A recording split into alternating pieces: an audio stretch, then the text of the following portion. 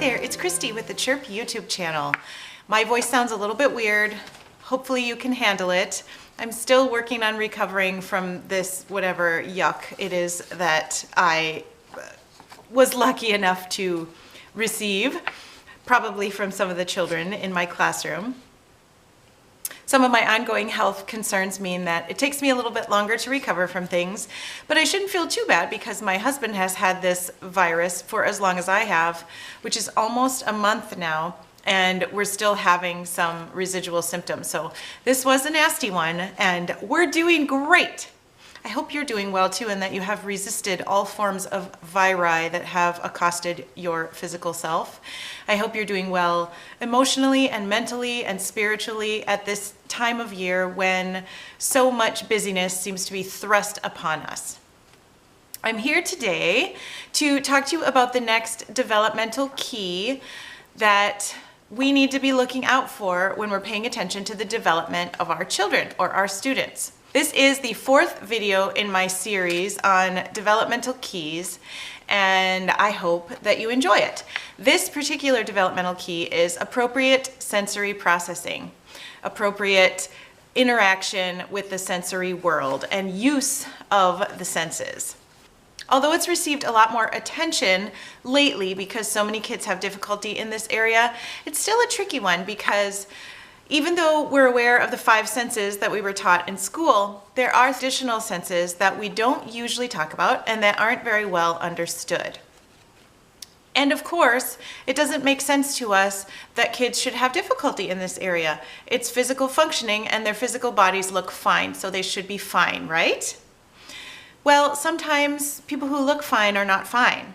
And sometimes things aren't working together the way they should be in the child's body, in the child's sensory system, and the way that the senses interact with the brain and how all of that works to interact with the physical world. It's a lot more difficult than it seems like it would be. And for various reasons, kids are having more trouble with this than ever before. There are currently 9 different recognized sensory modalities. The first one is vision. This is what you see through your eyes. And then we have hearing, which is what goes in through your ears, also known as auditory. We have olfactory, which is what we smell. We have gustatory, which is what we taste. And we have tactile, which is what we touch. Those are the 5 senses we have been traditionally taught in school. If we read about the sensory system, those are usually the 5 senses that we think about. And now we move on to the newer senses. One of them is proprioception. And proprioception is the way that a body feels input to the joints and the muscles and the ligaments and the tendons of the body.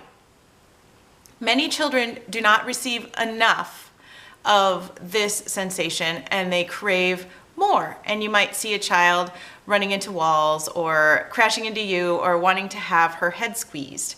These are some signs that maybe the child needs more proprioceptive input.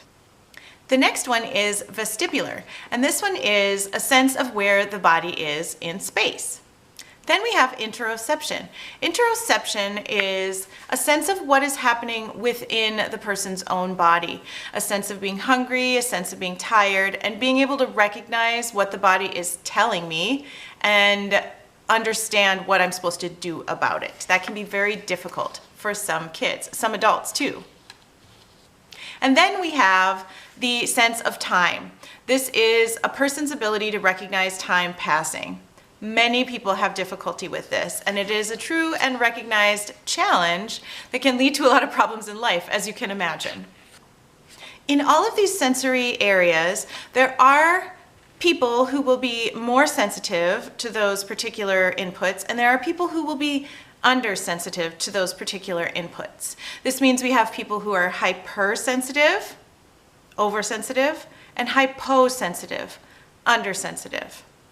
Sometimes we think of these things as children or people who are sensory seekers. That means they want more input. They are hyposensitive. And sensory avoiders. They avoid particular sensations, they are hypersensitive. The regular amount of sensation is too much for our sensory avoiders, and it's not enough for our sensory seekers. First of all, I'm going to talk a little bit about sensory avoiders because there is only one way to deal with sensory avoiding behaviors. And I get a lot of comments on videos where I talk about this, that it's mean, that I just don't understand what it's like to have sensory aversions. Nobody should be exposed to sensations that make them uncomfortable. And I have to say, I hear you, and I disagree with all of those things. Of course, I don't want to cause anyone pain. I do want people to be able to function in the world. And if our very young children don't get used to some of those sensations that they initially avoid, they're not going to have a satisfactory life. You can't be healthy without eating vegetables. You just can't. If you only eat bread, chicken nuggets, and French fries, you're not going to be maximally healthy. If you never touch anything that is made of metal or that is slightly sticky, if you can't play at the playground because you won't touch the equipment, you're not going to be able to have a good social life as a child. You're not going to be able to learn some of the things that you otherwise would learn. I am very invested in helping kids reach their maximum potential, and that does involve discomfort from time to time. I do understand what it's like to have sensory difficulties. I also have sensory difficulties.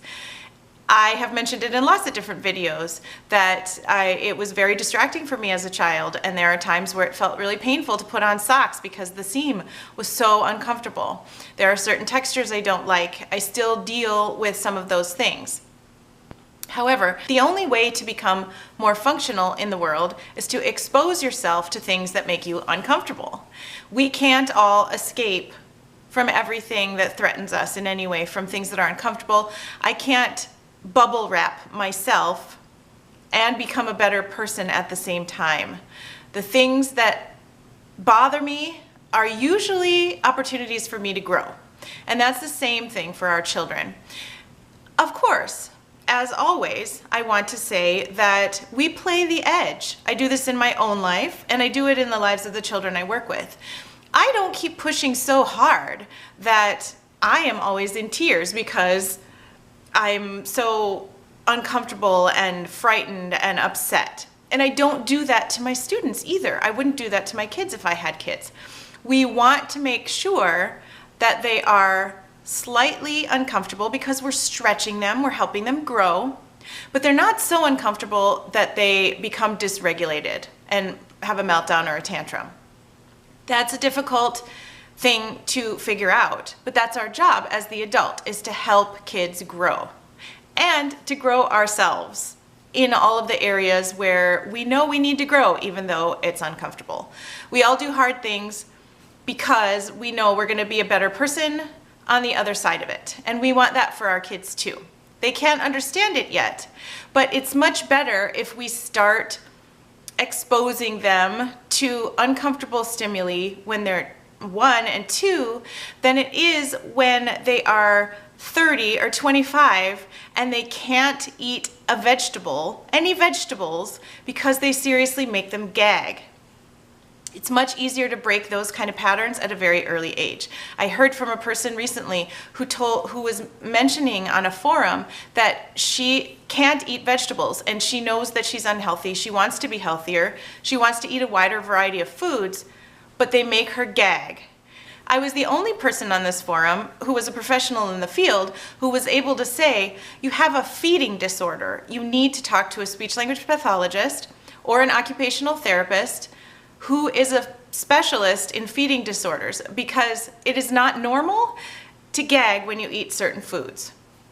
If there's one food that makes you gag, like broccoli, but you can still eat other cruciferous vegetables, you're fine. If you have allergies, you're fine. I'm not talking about that. I'm talking about whole sections of a healthy diet that are cut out because you just can't handle mushy food or crunchy food or anything that's not white. These are sensory issues and they need to be addressed. Since I already brought up speech language pathologists and also occupational therapists, in the area of sensory disorders or sensory difficulties, please talk to a qualified and specially trained occupational therapist who's a specialist in sensory processing. A regular occupational therapist is not going to cut it because this is not their area of expertise. They don't get trained on this in their graduate programs. They need postgraduate training in how to work with sensory issues.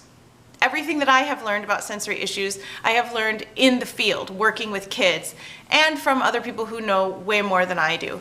I'm not an occupational therapist, I am a speech language pathologist.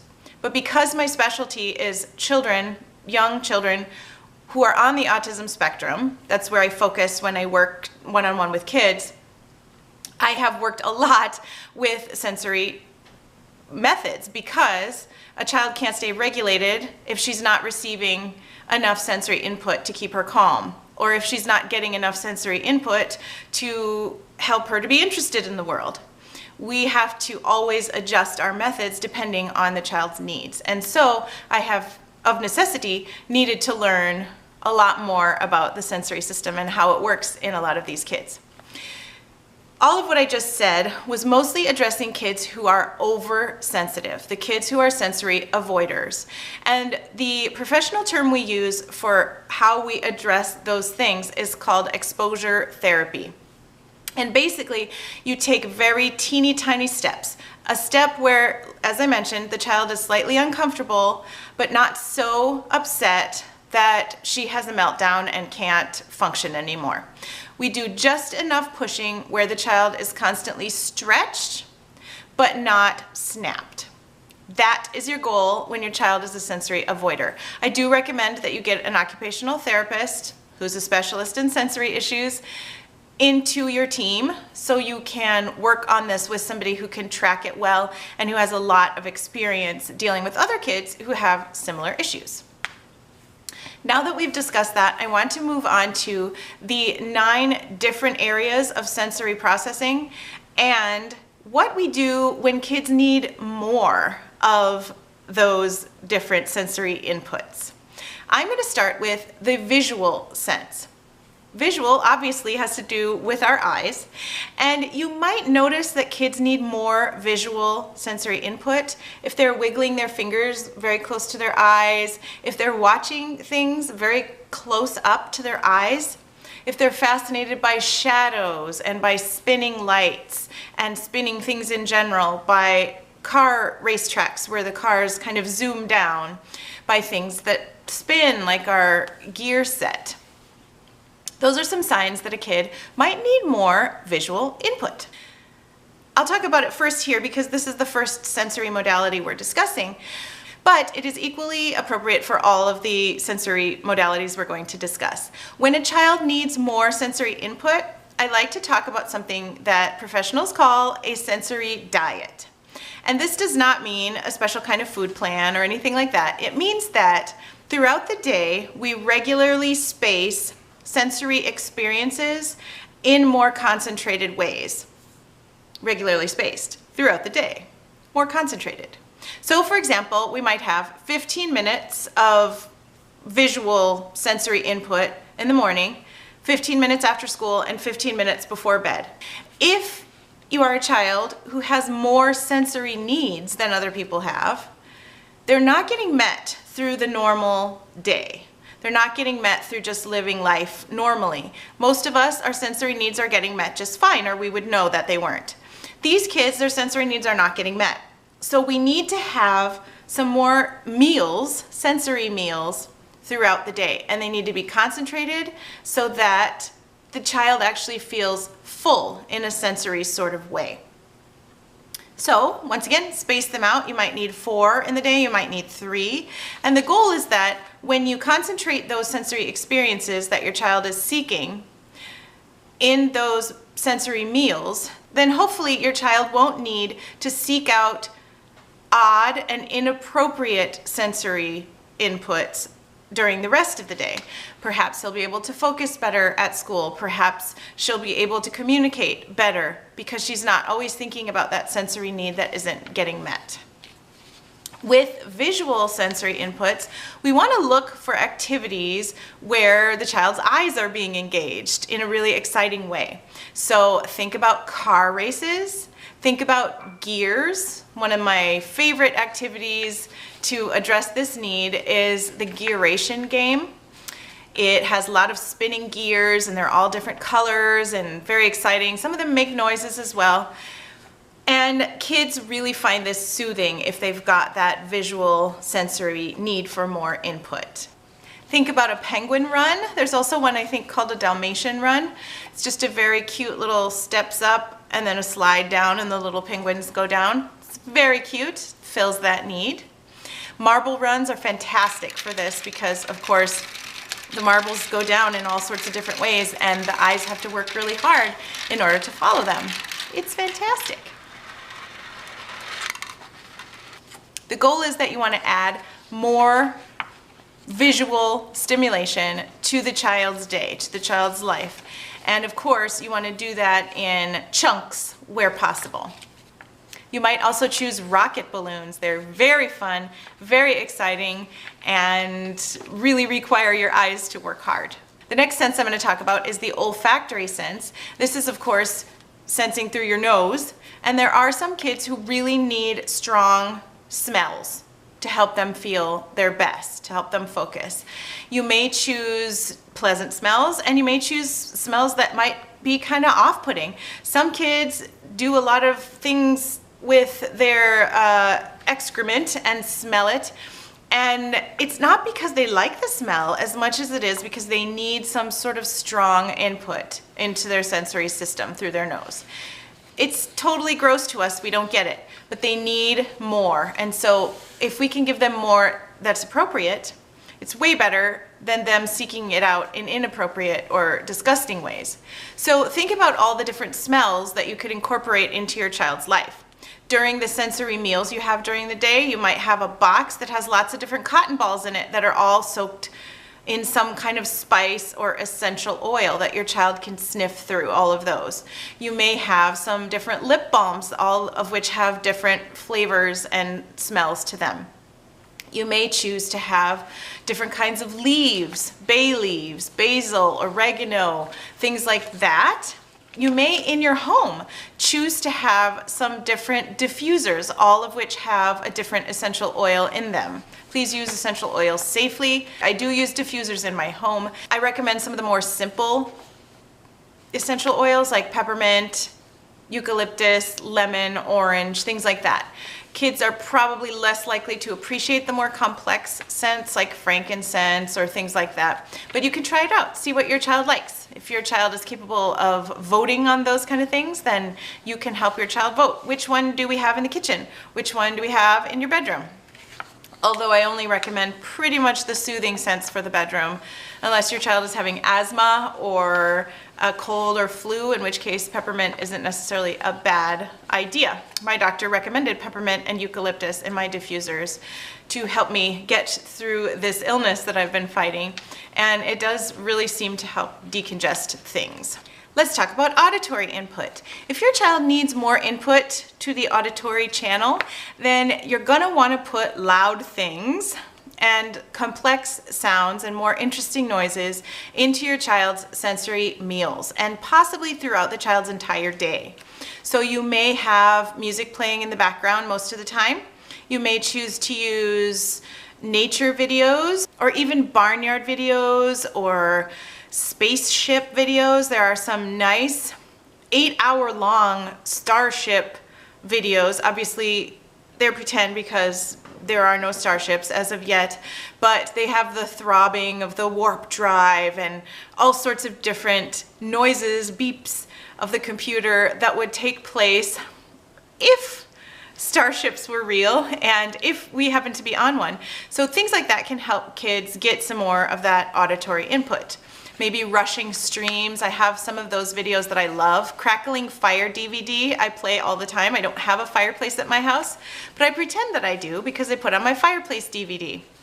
I think it's great. Sometimes it really helps me calm down to have that soothing white sort of noise in the background, even though it's not officially white noise, because that has a scientific basis and it actually has to look a certain way when you look at the spectrum of the sound. I'm pretty sure fire does not qualify, but you know what I mean. White noise is kind of that background level that some people need a little more of that to function at their peak. During your child's sensory meals, you might want to try things like instruments. Even though many families, the child needs more noise than the parent does, put your earplugs in and give your child the drums or the piano or I have a rollout keyboard that kids walk on. It's probably 4 or 5 feet long, and they walk on it and they can change the different instruments. It's a really creative activity for kids who do need more auditory input. What if your kid needs more gustatory input? What if your child needs more sensation to the taste buds? Well, I'm sure you can think of plenty of ideas. Think about things that are highly flavored. It doesn't have to necessarily be good flavors. I have one child in my program right now who likes the sourest things, the most pepperminty things that other children would not eat and think are disgusting. This child likes because he needs more gustatory input. So try not to make this all foods that are bad for you. There are some healthier candies that are really, really sour or really spicy or really minty. Also think of fruit and vegetables like radishes or lemons or really sharp pickles. I should say that when you're looking for foods, snack foods specifically, that are more healthy, look for foods and snacks that do not have artificial colors and flavors, because we know that those things, there are certain colors and flavors that we know definitely cause behavior challenges and attention difficulties in some kids. Please stay away from those whenever possible. And also stay away from preservatives whenever possible, because they too are shown in studies to damage our kids in lots of different ways, mostly in their behavior and their ability to focus. And of course, especially if our kids have a developmental delay or a disorder, we don't want to compound the problem by feeding them foods that make their brains work less well. That is one of the reasons I recommend the vegetables and the fruits. If your child really can't handle vegetables, or if you want to have other things around that are going to help meet this need, then look for some of those snack foods. And I'll put links to some of those that aren't so bad down below. You can also try breath sprays. A lot of times the really minty or the really cinnamony ones can provide some of that gustatory input. And now we are moving on to tactile input. If tactile is what we experience through our skin, then I'm sure that you can already picture many of the different ways that we can provide more of this sensation to our students. Think about things that have different textures, things that are bumpy, like sandpaper maybe, things that are soft, like a really thick plush rug, things that are a little prickly, maybe like the pokey side of Velcro, things that are really smooth, like a nice flat table or a piece of marble, things that are fuzzy, like felt, things that are fluffy, like cotton balls. There are a lot of different textures, sand, plastic balls. I can just think of so many different experiences that you can provide kids who need more tactile input. I do recommend kinetic sand. I think it's fantastic because it's not quite as messy and it has a much nicer it has a much nicer sort of slippery feel, and it flows through the fingers in a very soothing way. There are a lot of squish balls that are really useful. I really love the one where you squish it and the eyes bulge out on stalks. It's very funny, very cute, and kids get a kick out of things that have a little humor to them as well. But you don't have to buy stuff in order to meet any of these sensory needs. Your home is just a treasure box of sensory experiences. Water has a lovely tactile feel to it. Sand, dirt, go outside and play in the rocks. play with leaves, do a lot of art that has messy paint and sticky glue. Meet all of these needs in as naturalistic ways as you possibly can. And I mean this for all of the senses. Tactile is especially easy because there are sensations everywhere we go. Everything we touch has a different sensation to it. And as you're touching things, as you're smelling things, as you're experiencing all of those different sensations, talk about it. It's a huge deal to keep on communicating with your kids about what they're feeling, what they're smelling, what they're hearing. Next, we're going to talk about proprioception. Proprioceptive input is the input that we receive to our joints, our ligaments, our muscles, our tendons, that tells us we are exerting pressure and pressure is being exerted on us in certain ways. This sense is usually something that our kids who are on the autism spectrum crave a lot more of. This is one of the reasons why you'll find them crashing into walls or wrapping themselves up, hiding under cushions on the couch, wanting you to squeeze their heads. They need more proprioceptive input. And we can provide that in lots of different ways. We don't normally think about it because this is a sense that is new to most of us. We're not used to thinking about how to provide more pressure to kids' bodies. It seems weird that they would maybe need a little more squishing or something along those lines. But sometimes they do. And think about different ways you could provide it. You could create a child burrito. You roll them up in a burrito really tight like you're swaddling a baby. Maybe you take a yoga ball and you sit on top of the child on the yoga ball and you roll around a little bit. Very nice. You can get heavy blankets. You can create heavy blankets, perhaps with beans or rice in them. You can get heavy vests that the child wears. It looks kind of like a little denim vest, except it's got sand sewn into strategic pockets that makes it a little bit heavier, so it provides some of that nice feedback for the child. Have the child help you by doing tasks that require carrying heavy things around or pulling a wagon full of bricks. This also helps meet this need. Sometimes these kids who need more proprioceptive input will like to chew on things, so they will constantly be biting on a chewy tube or on their arm. We want to provide more and more appropriate ways to meet these needs. So chewy tubes can be a good strategy for meeting this need without biting someone or self. Try to feed the child snacks that are very crunchy, pretzels, carrots, celery, radishes, things like that that are going to meet this need as well.